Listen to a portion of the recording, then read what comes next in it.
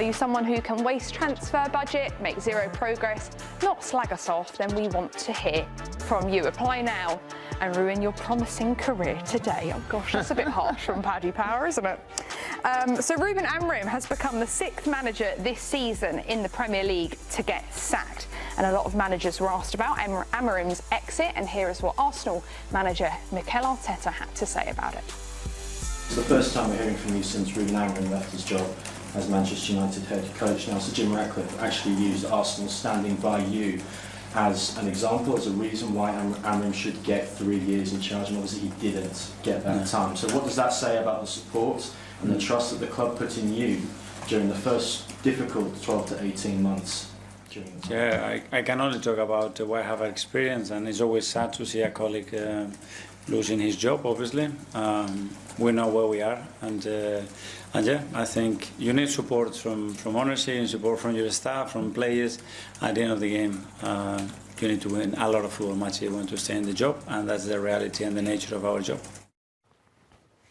What do you think of what Mikel Arteta said there, Nico? Classic Arteta, right? Just didn't open the door a little bit, but in Spanish we say it's a cassette answer because it's plug and play, the same thing. You put in the cassette, you hear the same thing every time.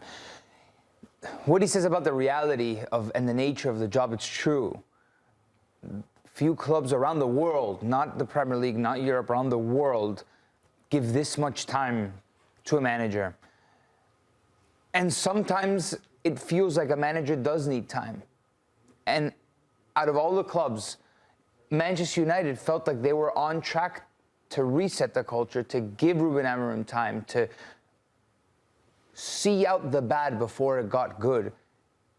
And he warned that it would get bad before it got good. So it's just back to square one. And it feels unwise, just given the track record at United. With all these recent sackings, we've seen Amorim, we've seen Enzo Maresca, also Wilfred Nancy up in Scotland. It poses the question, how long should a manager get, Geoff? And I'm sure it changes from club to club and the situation, but do we all think Amorim had enough time? Well, it's part of a wider trend. If you look at the numbers, since 2022, the average tenure of a Premier League manager is 2.2 years. If you go back about 5-8 years, that number was 3 years. So it's getting shorter. Oh, really? And shorter. What about 20 years ago? Yeah, and I think it was 2019, though. It was crazy. It was about half that figure. But when you say the average manager is 2.2 years, Pep and Mikel Arteta massively skew that figure. You take them out, and it's much, much shorter. Much, much shorter. So this is what we are seeing increasingly. You've got more impatient owners. You've got more voluble fan group, which is all part of it. So it's not rocket science to say you've got to deliver, and you've got to deliver straight away. You're under pressure as soon as you start the job. Do you think as well that numbers changing and getting less and less because these clubs are feeling more under pressure by the fans who can so easily criticise their clubs on social media nowadays? I think it's part of the picture, but also it's almost a reflection of, if you like, society and businesses, because football clubs are businesses, and most businesses now, it's all about the bottom line. It's about EBITDA, your confirmed profit after tax. And you called it EBITDA? EBITDA. I'm dropping some bars right now. I've heard there's I've only heard it in Spanish. EBITDA. Sorry, continue. We do this in English or Spanish? Sorry, go ahead. I'll show you something later. What is it in French or Portuguese? No, I don't know. Anyway. But it's the first time I heard it like in an English accent like that. It just caught me off guard. Go ahead, continue. Yeah, so it's all about the bottom line. And that's why you don't get, wherever you go, this is a rant now, you don't get customer service, you don't get anything like that. Right. Because it's all about cost cutting. It's all about the profits made.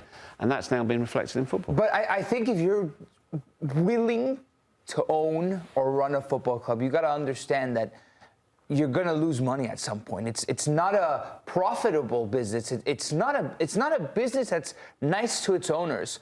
It's brutal. That's why you kind of see it a lot of the time. So why do you think they do it? Yeah, why do you own a football club? Why do you think I do what? Own a football club? No, Jaydee said that. Why do you think Sir Jim Ratcliffe bought the controlling interest, not in terms of shares, but in terms of running the football. Why do you think he did it? I think because he's such a powerful man.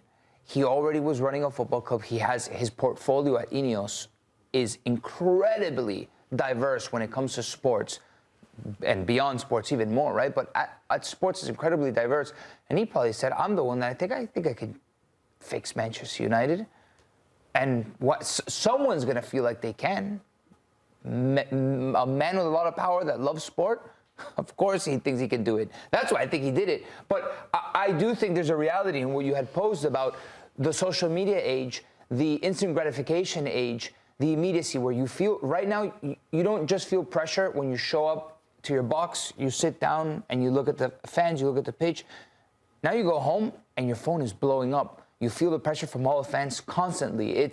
We're living in a different age, and I do think it's a reflection of where we're at as a society with the immediacy of it all. We've lost patience because we want everything now.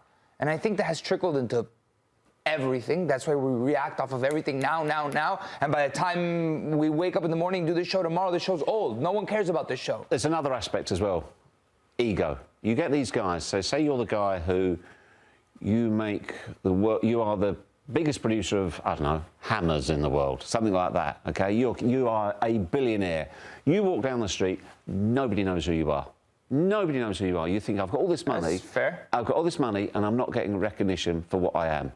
You buy a football club, straight away you're elevated. That guy should buy West Ham. When you've got chairman, you got chairman signing autographs. You've got owners signing autographs, doing selfies with people. Yeah. We live in a different era now. And I'm so glad that we had that graphic up before, which kind of showed the difference in terms of the longest managers in terms of within the Premier League.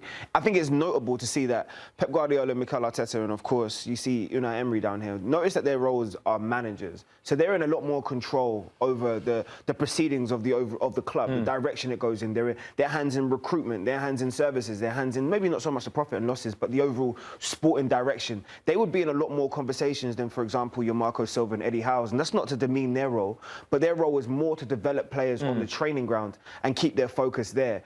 I think what you're seeing is we're moving a lot more away from this structure, which is your Sir Alex Ferguson, your Arsene Wenger's, and we're moving more towards this structure, which is seen more, I would say, probably on this side of the world, like in terms of North America. This has been a format that's been used here for a long while, where you have sporting directors and a lot of people that's above you, whether that be GMs and whatever else, that are directing the direction of the club, and your job is to really just develop the players, the assets, and everything else. But if you see the successes, you need to be in lockstep with your sporting director, right? And I want everybody to take note of this name down here, because it might not be the one that jumps off the mat straight away, but he went from a head coach to a manager, and you've seen the direction that Aston Villa's gone. When he came in 22, he was completely different to what his role was when it changed in 24. And his success, the way that he's taken that football club to another level, really should be the embodiment or the example that a lot of clubs should use going forward. By the way, Unai Emery, Miguel Arteta, and Pep Guardiola all have sporting directors. Facts. Obviously, the powers heavily shifted in favor of Pep, Mikel, and Unai Emery. Yeah. Unai Emery tells the sporting director, Mikel Arteta... In fact, he brought the sporting director in. They all did. Go get me, or Mikel Arteta signed off on Berti, for example, right? And Pep Guardiola, I guarantee you, signed off on Hugo Viana, that came from Sporting after Omar Berrada and Chiqui Bergerstein left. Yes, there's a lot of power in it, but I think it goes to what you're saying, this shift into head coach, sporting director, almost like at an even standing. It has existed outside of the Premier League, and I think it's functioned like that for a decent amount of time, and at some places given results. Those five there, though, I think we would agree are all relatively successful examples. Yeah. Not on that graphic is Chelsea. Disrespecting Eddie Howe, though, he's definitely won a title. He's definitely won a title. He's definitely got one history in Newcastle. Yeah. So you've got five clubs there where it seems to work relatively harmoniously between them. Chelsea's not on that graphic, who have, I think, I don't know what their title are, whether they're sporting directors, 5 of them. And there was clear hints from Enzo Maresca about lack of support, and you hear stories of rumours of interference being told which players are being bought. From non-footbal people, imagine, like from rich or people. they will bridle if you say that to them. They call them the non-football. If I had $100 billion of it, I'd become a football person too. I have no experience. We're not talking about the owners. At that level. We're not talking about the owners. We're talking about the next layer. So the sporting directors, which players we're buying, which players you should be playing, even which players need to be on the bench.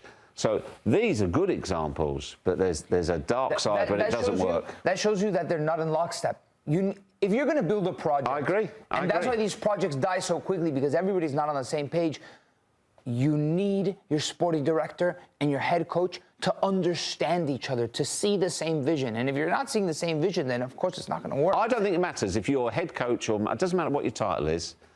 If it works, then it works in terms of the two's synchronising. And that ultimately is down to the ownership. That's down to the people who own the club.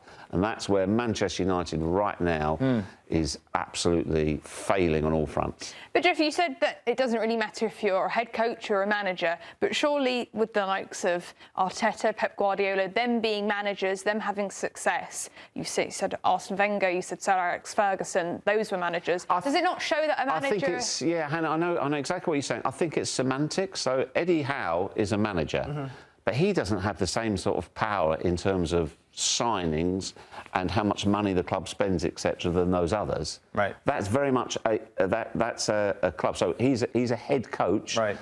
Conducts himself like a manager. I don't think the title makes a massive difference. It's just interesting. It's how the club works. It either works or it doesn't. When we started in terms of within this modern, before the modern era, and this new role started, I would say, developing. Managers were just known. You just knew that they were managers. All of a sudden, this development of a head coaches, and no matter what we say, it is a diluted role slightly because they don't have as much control over the whole running of a football club. As a head coach. As a head coach. Yeah. So if you ask Mikel Arteta, most people just think, oh, managers just turn up and train the players and they go home, or what their tactics. It isn't done like that. They have meetings in different departments all day in terms of the overall structure of the whole club and the direction they're going in. That's what Enzo Maresca was asking for. That's what Ruben Amorim was asking for, and that's why you're seeing this debacle or this fallout. Confusion.